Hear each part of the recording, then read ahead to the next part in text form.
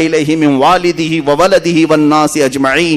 تم میں سے اس وقت تک کوئی ایمان والا ہو نہیں سکتا جب تک کہ رسول سے وہ اپنی اولاد تمام انسانوں اور اپنے ماں باپ سے زیادہ پیار نہ کرے, جب تک حضور سے محبت نہ کرے سب سے زیادہ, اس وقت تک وہ کامل ایمان والا نہیں ہو سکتا. تمہیں وہاں پہنچنا ہوگا.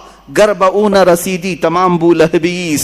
اقبال نے کہا اگر تم وہاں تک نہیں پہنچے تو زندگی تو ابو لہب کی طرح ہے, قریب رہ کر کے بھی نہیں پہنچ سکا. میرے عزیزو, اب بات میں کرتا ہوں حضور پاک صلی اللہ علیہ وسلم کی رحمت للعالمین کی. مجھے کبھی کبھار غم بھی ہوتا ہے اس بات کا, دکھ بھی ہوتا ہے کہ ہم جس زمانے میں جی رہے ہیں آج بھی اس رسول پر ظلم کیا جا رہا ہے. اس رسول پروردگار, رسول رحمت للعالمین حضور پاک صلی اللہ تعالی علیہ وسلم جو اپنی زندگی پاک میں بھی مشقتیں اٹھاتے رہے, جس رسول کو طائف والوں نے پتھر مارے تھے یا حضور اکرم صلی اللہ علیہ وسلم پر مشقتیں ڈھائی تھیں, اس رسول پاک کو 1400 سال گزرنے کے بعد آج بھی ہندوستان کی سرزمین سے گالیوں کی بوچھار ہو رہی ہے, آج بھی ظلم کیا جا رہا ہے. پھر بھی دنیا یہ کہتی ہے کہ یہ دہشت گرد ہے. آج تم نے جتنی گالیاں میرے نبی کو دیں, میں سمجھتا ہوں کسی بھی دھرم کی مقدس شخصیت کو اتنی باتیں نہیں کہی گئی ہوں گی, کسی بھی نہیں. مجھے بتاؤ یہودیوں کی جو مقدس شخصیات ہے ان سے کون چھیڑ چھاڑ کرتا ہے؟ نہ ہم نے آج تک گالی دی, دوسرے بھی نہیں. عیسائی اور یہودی لڑتے رہتے تھے الگ بات ہے, عیسائی جن کو مقدس مانتے ہیں ان کو کون گالیاں دیتا ہے؟ پلس ہندو جن کو مقدس مانتے ہیں ہم کہاں انہیں گالیاں دیتے ہیں؟ لیکن ایک مظلوم شخصیت ہے رسول مختار صلی اللہ علیہ وسلم کی, آج بھی دنیا اپنے نشانے پر رکھی ہوئی ہے. کارٹون بنانا ہے انہیں کوئی دوسرا نہیں ملتا, رسول کی ذات ملتی ہے. انہیں مسخرہ کرنا ہے, جوک بنانا ہے, حضور کی ذات ملتی ہے. انہیں گالیاں بھپکیاں دینا ہے, حضور کی ذات ملتی ہے. آج کتنے کمزور ہو گئے یہ کروڑوں مسلمان, کتنے کمزور ہو گئے کروڑوں مسلمان. وہ عروہ بن مسعود کی بات مجھے یاد آتی ہے جس کو قاصد بنا کر کے لوگوں نے بھیجا تھا کہ جاؤ دیکھاؤ محمد نے کتنی طاقت جمع کی. عروہ بن مسعود یہ قاصد بن کر کے آئے تھے دشمنوں کی طرف سے, اور حضور صلی اللہ علیہ وسلم کی طاقت دیکھنے آئے تھے کہ یہ للکارتے ہیں کیسر و کسرا کو بھی, سپر پاور کو بھی, ہے کتنی ان کے پاس طاقت. کیا دیکھا تھا انہوں نے؟ کیا دیکھا تھا؟ جنگی ہتھیار دیکھا تھا حضور کے ساتھ؟ صحابہ کے ساتھ بہت بڑے ہتھیار دیکھے تھے؟ نہیں, بلکہ وہ کہتے میں نے دیکھا مغرب کی اذان ہوئی, محمد صلی اللہ علیہ وسلم وضو کے لیے نکلے ہیں, وضو کا پانی لایا گیا, وضو جیسی کرنے لگے صحابہ ارد گرد ایسے جمع ہو گئے اتنی بڑی تعداد میں.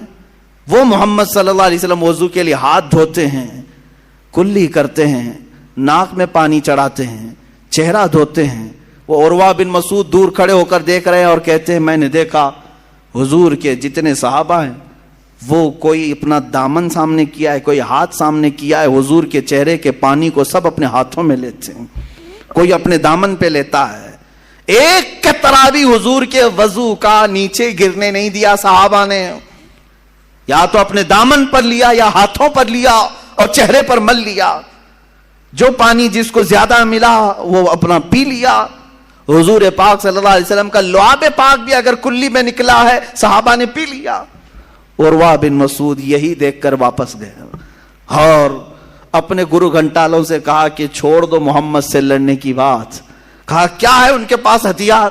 کہا ہتھیار تو میں نے بہت نہیں دیکھا لیکن دیوانوں کی ایک فوج دیکھا ہے, ان کی تعظیم ایسے کرتے ہیں, کیسر و کسرا کے دربار میں بھی میں نے ایسی تعظیم نہیں دیکھا. ارے وہ دیوانے ایسے ہیں محمد صلی اللہ علیہ وسلم کے وضو کے قطرے کو بھی گرنے نہیں دیتے, ان کے ناک کا پانی, ان کی کلی کا پانی, ان کے جسم کا پانی اپنے بدن پر لیتے ہیں, ہاتھوں پر لیتے ہیں, چہرے پر مل لیتے ہیں. یہ قوم کب رسول کا خون گرنے دے گی؟ وہ قوم جو وضو کے قطرے کو گرنے نہیں دیتی وہ خون کا قطرہ کہاں سے گرنے دے گی؟ اس لیے چھوڑ دو. میرے عزیزو, دنیا کی طاقتیں اگر ان کے اندر ہلچل مچی ہے اور ان کے اندر لرزہ طاری ہوا تھا تو صرف صحابہ کی یہ دیوانگی کو دیکھ کر, میرے آقا پر وارفتگی کو دیکھ کر کہ یہ ایسے ہیں یہ جان دینے سے بھی کتراتے نہیں ہیں، اس لیے اس قوم سے لڑنے کا چھوڑ دو. قیصر و کسریٰ جیسے بڑے سپر پاور ڈر گئے تھے تو صرف صحابہ کی اس وارفتگی کو دیکھ کر کہ یہ حضور کے وضو کا قطرہ گرنے نہیں دیتے. اور آج دنیا اگر تم سے نہیں ڈر رہی ہے تو اس لیے کہ یہ اب اپنے نبی کی حرمت کو عزت کو کبھی خاطر میں نہیں لاتے، خاطر میں نہیں لاتے. کچھ بھی کرو اپنے رسول کے لیے یہ جھیل لیتے ہیں، برداشت کر لیتے ہیں، اس لیے ان کو خوب گالیاں تو ان کو مارو، کچھ نہیں ہونا ہے. آج اگر تمہارے اندر جذبہ وہی ہوتا جو صحابہ نے اپنے رسول پاک صلی اللہ علیہ وسلم کے لیے پیش کیا. عزیزان گرامی، وہ صحابہ کا جذبہ یہی تھا جو جنگوں میں بھی، سفر میں بھی، حضر میں بھی، حتیٰ کہ وہ نمازوں میں بھی تک حضور پاک کے دیدار کو عبادت کا عین سمجھتے تھے. حضور کی پیروی، حضور کی اطاعت، ان کی دلجوئی کو عبادت سمجھتے تھے اور حقیقت ہے. اور آج ہم نے جو یہ دوریاں اختیار کی ہیں یہی ایک اصل مقصد ہے، اصل سبب ہے، یہی ایک اصل وجہ ہے جو ہمارے اوپر ذلتیں مسلط کی جا رہی ہیں. اب میں بات عرض کرتا ہوں جس چیز سے حضور پاک صلی اللہ علیہ وسلم کی زندگی پاک میں نے طے کیا تھا بہت دن پہلے ہی کہ اس بار اگر آپ کے درمیان حضور کی سیرت بیان کرنا ہے تو حضور کی مدنی سیرت کو بیان کروں گا. اس لیے کہ بہت سارے لوگ مکی سیرت ہی بیان کرتے ہیں. ہوتا کیا ہے، حضور کی زندگی کے دو حصے ہیں، مکی زندگی ہے اور مدنی زندگی. 53 سال تک حضور کہاں رہے؟ مکہ مکرمہ میں رہے. 10 سال صرف مدینہ طیبہ میں رہے. لیکن پوری 53 سالہ زندگی کو ایک طرف، اعلان نبوت کے بعد حضور نے جب نبوت کا اعلان فرمایا، وہ آپ کی عمر مبارک جب 40 سال کی تھی، 40 سال سے لے کر کے 53 سال تک، یعنی 23 سال نہیں، تقریباً 13 سال حضور پاک صلی اللہ علیہ وسلم کہاں رہے؟ مکہ مکرمہ میں. وہ 13 سال کی زندگی اور 10 سال مدینے کی. مکی زندگی کو اس لیے بہت سارے لوگ بیان کرتے ہیں کہ وہ بیان کرنے میں کچھ ہونا نہیں ہے. ہاں بس یہ ہے کہ لوگوں کے جذبات ہوں گے، رحم کا معاملہ آئے گا، ارے میرے نبی پر ایسا ہوا ایسا ہوا، مکہ والوں نے ستایا پریشان کیا، طائف والوں نے ستایا پریشان کیا، حضور کا سوشل بائیکاٹ کیا، پتے کھانے پر مجبور کیا، یہ سب مکہ میں ہوا، یہ سب مکہ میں ہوا. حضور صلی اللہ علیہ وسلم کے لیے کانٹے بچھائے گئے، یہ مکہ میں ہوا. حضور پاک صلی اللہ تعالیٰ علیہ وسلم کے گلے میں کسی نے گمچھا ڈال کر کھینچا، یہ مکہ میں ہوا. صحابہ کو جو مارا گیا یہ مکہ میں ہوا. یہی سب مکی سیرت بیان کی جاتی ہے.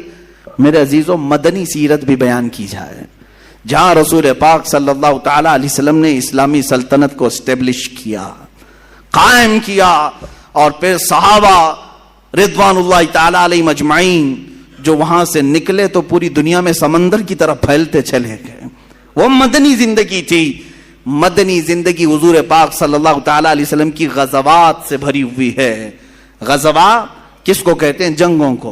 اب میں آتا ہوں اصل بات پر، جس لفظ کو بہت سارے لوگ سننا نہیں چاہتے، ہم وہ سنانا ضرور چاہتے ہیں. وہ ہے رسول پاک کی جہاد کی زندگی.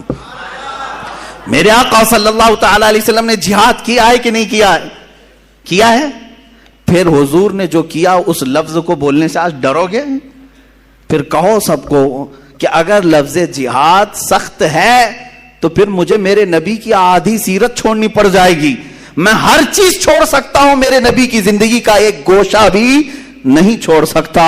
جو جان مانگو تو جان دے دیں، جو مال مانگو تو مال دے دیں، مگر یہ ہم سے کبھی نہ ہوگا، نبی کا جاہو جلال دے دیں. ہم اس میں کمپرومائز نہیں کریں گے.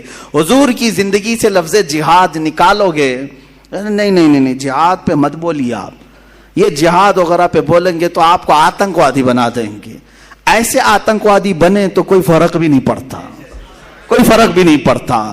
اس لیے کہ آلریڈی دنیا ہمیں دیوانہ کہے، پاگل کہے، مجنوں کہے، کچھ فرق نہیں پڑتا. ایک بار مدینے کے تاجدار یہ کہہ دیں تو میرا ہے،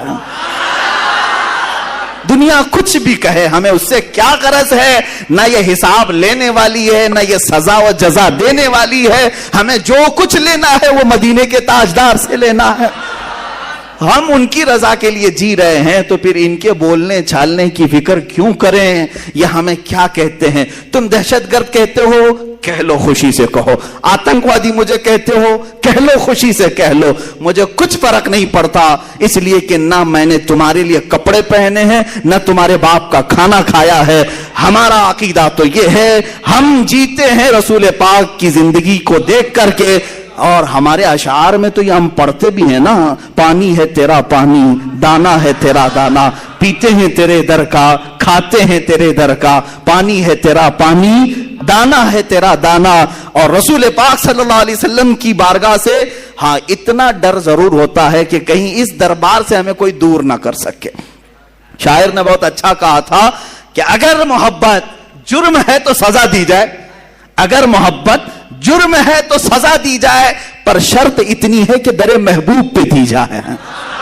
بس ہماری خواہش اتنی ہے، مارنا ہے مار لو، حضور کے سامنے مار لو، کوئی فرق نہیں پڑتا. اب میں جو عرض کر رہا ہوں، لفظ جہاد کو جو بولنا بھی آج علماء نے ترک کر دیا، اور یہ ظالم یہی چاہتے ہیں. میں آپ کو کھل کر کے آج بتاؤں، کھل کے بتاؤں، پوری دنیا کے یہودی اور عیسائی مسلمانوں کے لیے اگر کوئی دو چیزیں نہیں چاہتے کہ کبھی ان کی زبان پر نہیں آنا ہے، تم کچھ بھی کر لو. احتجاج کرنا چاہتے ہو، ان کو چھوٹ دے دو، ان کو نمازوں کے لیے بھی چھوٹ دے دو، اذانوں کے لیے بھی چھوٹ دو، مسجدوں کے لیے، عیدگاہوں کے لیے، سب کے لیے چھوٹ دو. تمہیں کہیں آبجیکشن نہیں آئے گا. صرف آبجیکشن یہ کریں گے تو دو باتوں پر، دیکھنا اس کے بعد آبجیکشن آئے گا جو میں بات عرض کر رہا ہوں. دو باتیں نہ کہی جائیں، دو باتیں نہ کہی جائیں. وہ کیا ہے؟ ایک خلافت کا لفظ استعمال نہ کرو، دوسرے جہاد کا لفظ استعمال نہ کرو. اس لیے کہ انہیں معلوم ہے خلافت عثمانیہ نے ان کی نانی یاد کرائی تھی. انہیں معلوم ہے خلافت عثمانیہ سلطان عبدالحمید نے فرانس کو گھٹنے ٹیکنے پر مجبور کیا تھا، ہر ایک کو گھٹنے ٹیکنے پر مجبور کیا تھا. انہیں پتا ہے خلافت آنے کے بعد کوئی عبدالحمید بھی زندہ ہو سکتا ہے. انہیں پتا ہے اگر خلافت آئی تو صلاح الدین بھی اٹھ سکتا ہے. انہیں پتا ہے خلافت اگر آئی تو شہاب الدین غوری بھی آ سکتا ہے. اور آج غنڈے چیخ رہے ہیں، چلا رہے ہیں. انہیں پتا ہے اگر یہ خلافت کی بات کریں گے تو کہیں ٹیپو سلطان نہ آ جائے، کہیں اورنگزیب زندہ نہ ہو جائے. ہم عرض کریں گے، ہم بات کریں گے، خلافت کی بھی بات کریں گے اور جہاد کی بھی بات کریں گے. میرے عزیزو، جہاد ان کو سمجھانے کی ہمیں کیا ضرورت ہے؟ وہ مصطفیٰ کریم صلی اللہ علیہ وسلم کا جہاد. اب لگے ہوئے ہاتھوں میں ایک مختصر سی بات عرض کر دوں. ان کو ایسا لگتا ہے کہ اسلام یہ جہادوں کی بات کر کر کے پھیلایا ہے گیا ہے اور قتل سے پھیلایا گیا ہے. شرم سے ڈوب مرو گے اگر میں تاریخ بتا دوں، شرم سے ڈوب مرو گے.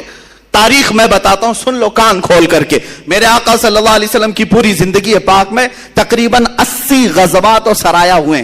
غزوہ اس کو کہتے ہیں جس میں خود حضور تشریف لے گئے، سرایا اس کو کہتے ہیں جس میں حضور نے کسی کو وکیل بنا کر بھیجا، اب خود نہیں گئے، صحابہ کو بھیجا. یہ ٹوٹل ملا کر کے 80 ہوتے ہیں حضور کی زندگی میں، وہ بھی 10 سال کی زندگی میں.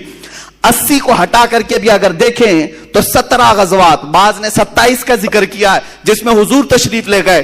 اے مسلمانوں سوچو، 27 جنگیں یا 80 جنگیں ہوئی حضور کی زندگی میں. سوچ رہے ہو کتنی جنگیں، کتنی جنگیں، کتنی جنگیں، اتنی جنگیں 10 سال میں. لیکن قتل کتنے ہوئے یہ تاریخ ان سے بھی پوچھو، مجھ سے بھی پوچھو. پورے ان 80 جنگوں کے اندر 139 مسلمان قتل ہوئے. 139 کتنے؟ 139. اور ٹوٹل جو کافر مرے 112. ان پوری جنگوں میں 112 139 تقریباً 250 کے آس پاس. سمجھ میں آ رہا ہے؟ 250 لوگوں کا قتل ہوا 10 سال 80 جنگوں میں. تم اپنا بھی پیراہن ذرا چیک کر کے دیکھ لو. دنیا کی فرسٹ ورلڈ وار جو ہوئی